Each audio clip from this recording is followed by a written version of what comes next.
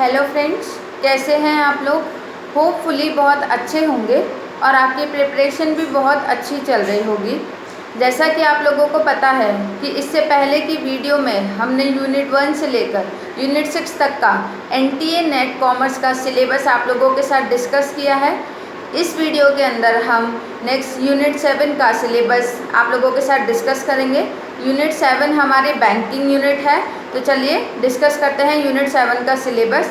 उससे पहले अगर आप लोगों को लगता है कि इन वीडियो के थ्रू आप लोगों को बहुत फ़ायदा मिल रहा है या आपकी प्रिपरेशन में हेल्प हो रही है थोड़ी भी, तो मेरे चैनल को लाइक एंड सब्सक्राइब कीजिए। तो फ्रेंड्स, हम डिस्कस करते हैं यूनिट 7 है हमारे बैंकिंग एंड फाइनेंशियल इंस्टीट्यूशन। इसके अंदर जो टॉपिक हम डिस्कस करेंगे वो है overview of Indian financial system. Then next topic है टाइप्स ऑफ बैंक्स, जिसके अंदर हम commercial bank, regional rural bank, foreign banks and cooperative banks के बारे में पढ़ेंगे। नेक्स्ट टॉपिक है रिजर्व बैंक ऑफ इंडिया। इसके अंदर functions, role and monetary policy management पढ़ेंगे। देन नेक्स्ट टॉपिक है banking sector reforms in India, जिसके साथ हम Basel norms, risk management, NPA management ये सब पढ़ेंगे।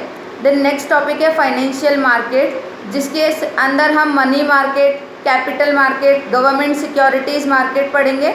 देन नेक्स्ट टॉपिक है फाइनेंशियल इंस्टीट्यूशन। इसके अंदर हम डेवलपमेंट फाइनेंशियल इंस्टीट्यूशंस जिन्हें DFIs कहते हैं, नॉन बैंकिंग फाइनेंशियल कंपनीज जिन्हें NBFC कहते हैं, म्यूचुअल फंड्स और पेंशन फंड्स पढ़ेंगे। देन नेक्स्ट टॉपिक है financial regulators in India. Next topic है financial sector reforms including financial inclusion. Next topic है digitization of banking and other financial services. इसके अंदर हम लोग internet banking, mobile banking, digital payments system ये सब पढ़ेंगे। देन नेक्स्ट टॉपिक है हमारा इंश्योरेंस। इंश्योरेंस के अंदर हम types of insurance, life and non life insurance, risk classification and management, factor limiting the insurability of risk, reinsurance ये सारे टॉपिक पढ़ेंगे। देन नेक्स्ट है रेगुलेटरी फ्रेमवर्क ऑफ इंश्योरेंस, जिसके अंदर हम IRDA एंड इट्स रोल पढ़ेंगे। तो ये सब हम टॉपिक पढ़ने वाले हैं। एक बार मैं आप लोगों को इसका क्विक रिवाइज करवा देती हूँ।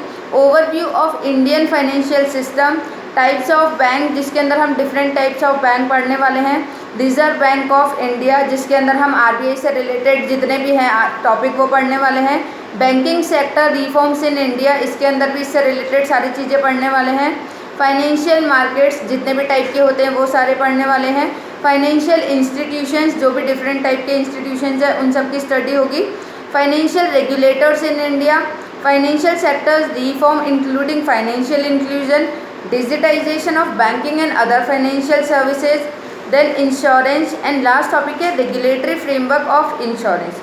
ये सारे टॉपिक पढ़ने वाले हैं। अब फ्रेंड्स, आप लोगों को पता होगा कि मैंने कहा था कि हमें जो सिलेबस कवर करना है उसमें कुछ यूनिट्स तो ऐसी होगी जिसका प्रेजेंट से बहुत रिलेशन होगा, यानी उसमें हमें करंट अपडेट की नीड होगी। तो आप लोगों को पता है हमारी ये बैंकिंग एंड फाइनेंशियल की जो यूनिट है इसमें करंट से रिलेटेड बहुत क्वेश्चन पूछे जाते हैं, यानी अगर पर्टिकुलर एक यूनिट से 10 क्वेश्चन आते हैं तो इसमें 2 to 3 डेफिनेटली करंट से रिलेटेड होंगे। और आप लोगों को पता है कि बैंकिंग सेक्टर में आए दिन बहुत सारे चेंजेस होते रहते हैं, बहुत सारे बैंकों का मर्ज होता रहता है या कुछ भी नई रेट्स आती रहती है। तो इस यूनिट के अंदर हमें उन सबको भी कंसीडर करना होगा, यानी इसके अंदर करंट अपडेट से रिलेटेड साथ के साथ हमें पढ़ते हुए चलना होगा। तो इस चीज़ का हमें विशेष ध्यान रखना है और इसके साथ ही इस यूनिट को हम पूरा कवर अप करेंगे।